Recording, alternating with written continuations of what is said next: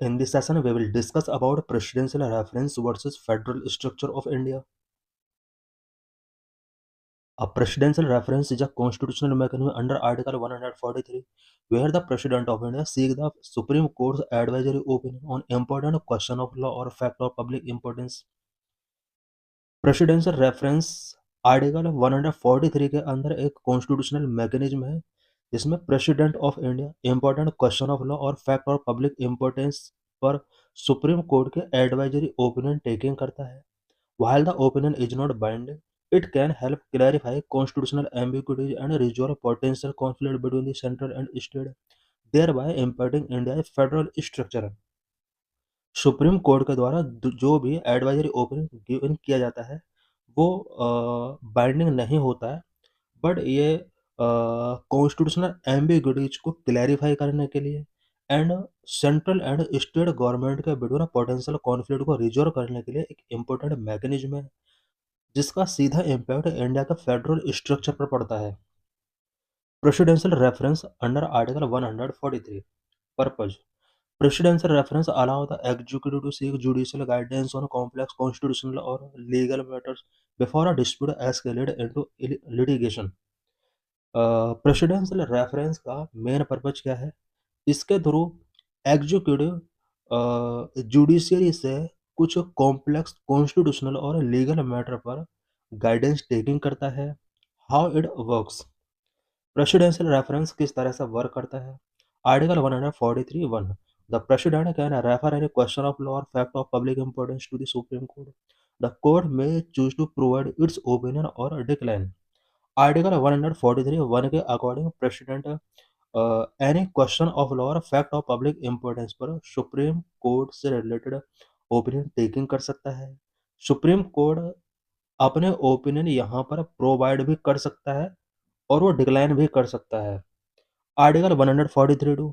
The President can refer dispute arising from pre-constitutional treaties, agreements, or covenants. The court is obligated to provide an opinion in this case. Article 143(2) के according president कुछ special type के dispute जो कि pre constitutional treaties, agreement और covenant से emerge हुए हैं, इसके रिगार्डिंग सुप्रीम कोर्ट से ओपिनियन टेकिंग कर सकता है और कोर्ट को यहाँ पर ऑब्लाइड किया गया है कि वो इस केस में अपना ओपिनियन प्रोवाइड करे. इट मीन्स यहाँ पर सुप्रीम कोर्ट के लिए कंपलसरी है कि वो अपना ओपिनियन गिवन करे. Nature of advice. किस टाइप की यहाँ पर एडवाइस दी जाती है और क्या जो भी एडवाइस दी गई है क्या वो बाइंडिंग है? The supreme courts opinion is advisory and not binding on the president. Supreme court का ये ओपिनियन ओनली एडवाइजरी होता है एंड यह प्रेसिडेंट के लिए बाइंडिंग नहीं होता है. However it carry significant persuasive authority and is often allowed. Bench size. As per article 145(3), a minimum bench of 5 judges must hear such reference. Article 145(3) के according presidential reference के during at least 5 जजेज, minimum 5 जजेज की bench यहाँ पर होनी चाहिए. 5 से कम जजेस के द्वारा इस तरह के ओपिनियन गिवन नहीं किए जा सकते. Relevance of presidential reference to the federal structure. Presidential reference का फेडरल स्ट्रक्चर के लिए क्या रेलेवेंस है? Number. Resolving inter governmental issues. Inter governmental issues को रिजॉल्व करने में इसका एक इम्पोर्टेंट रोल होता है. Number 2. Clarifying constitutional boundary. Constitutional boundaries को क्लैरिफाई करने में इसका एक इम्पोर्टेंट रोल होता है. Number 3. Interpreting the division of power. Division of power को इंटरप्रेट करने में भी प्रेसिडेंशियल रेफरेंस का एक इम्पोर्टेंट रोल होता है. Number. Resolving inter governmental issues. Presidential reference can be used to address constitutional uncertainty and dispute between the union government and state, such as recent reference related to the power of state government. Presidential reference का use constitutional uncertainty and union and state government के between dispute को address करने के लिए किया जा सकता है. जिस तरह से प्रेजेंट में गवर्नर स्टेट गवर्नर के पावर से रिलेटेड सुप्रीम कोर्ट ने रिसेंटली अपना जजमेंट दिया है. Number 2. Clarifying constitutional boundaries. The process helps define the limits of judicial intervention in the legislative and executive actions and ensure the constitutional balance between the different organs of the government. Presidential reference जो होता है ये legislative and executive actions में judicial intervention की limit को define करता है और साथ ही गवर्नमेंट का डिफरेंट ऑर्गन के between between constitutional balance ensure करने में इसका एक इम्पोर्टेंट रोल होता है। Number 3, interpreting the division of power. By seeking clarification on legal and constitutional questions, the reference process ensures that the distribution of power between the center and state, as outlined in a three list of the Constitution, is interpreted and applied correctly. Presidential reference के under legal and constitutional questions पर clarification seek किया जाता है president के द्वारा and central और state के between जो भी थ्री लिस्ट में जो भी पावर्स डिस्ट्रीब्यूट की गई हैं उससे रिलेटेड इंटरप्रिटेशन प्रेसिडेंशियल रेफरेंस के थ्रू प्रोवाइड कराया जा सकता है कि negative impacts of presidential reference to the federal structure.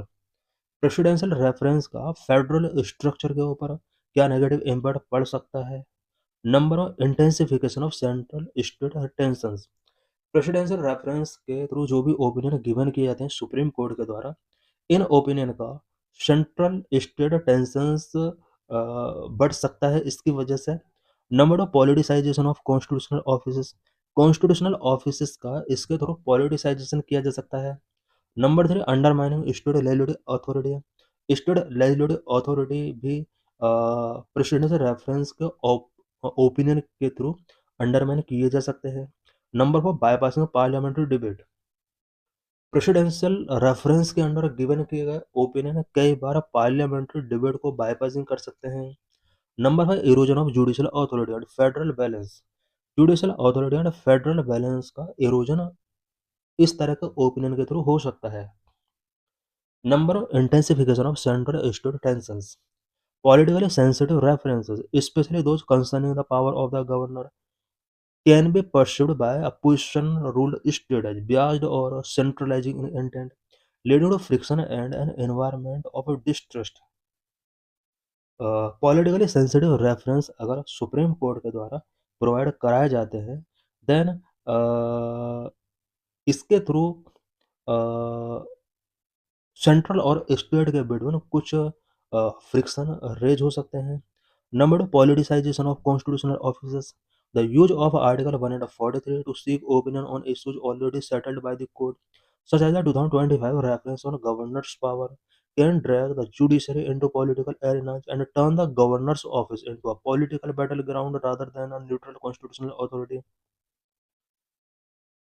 Article 143 के थ्रू प्रेसिडेंशियल रेफरेंस के अंडर सुप्रीम कोर्ट का जो ओपिनियन टेकिंग किया जाता है ये ओपिनियन अगर ऑलरेडी सेटल्ड मैटर पर गिवन किए जाते हैं सच एज प्रेजेंट में गवर्नर के पावर से रिलेटेड जो ओपिनियन गिवन टेकिंग किए जा रहे हैं ये पहले भी कोर्ट के द्वारा गिवन किए जा चुके हैं और इसके थ्रू जुडिशियरी को एक तरीके से पॉलिटिकल एरिना में ड्रैग किया जा रहा है। गवर्नर के ऑफिस को एक तरीके से पॉलिटिकल बैटल ग्राउंड में टर्न किया जा रहा है। Number 3, undermining state legislative authority. If the Supreme Court's opinion were to significantly widen the governor's discretion, it could undermine the will of elected state legislature and disrupt the democratic process in the state. Number 4, bypassing parliamentary debate. Overuse of the advisory jurisdiction for policy matters might bypass debate and resolution in the parliament or state assemblies, centralizing decision making through the executive and judiciary. Advisory jurisdiction का अगर policy matter पर over use किया जाता है then ये parliament और state legislature की debate and resolution को एक तरीके से बाईपास कर सकता है एंड डिसीजन मेकिंग इसके थ्रू सेंट्रलाइज हो सकते हैं। Number 5, erosion of judicial authority and federal balance. Advisory jurisdiction to overturn a previous binding judgment can weaken the finality of the Supreme Court decision, potentially altering the balance of power and weakening judicial interdependence, a key component of the federal structure.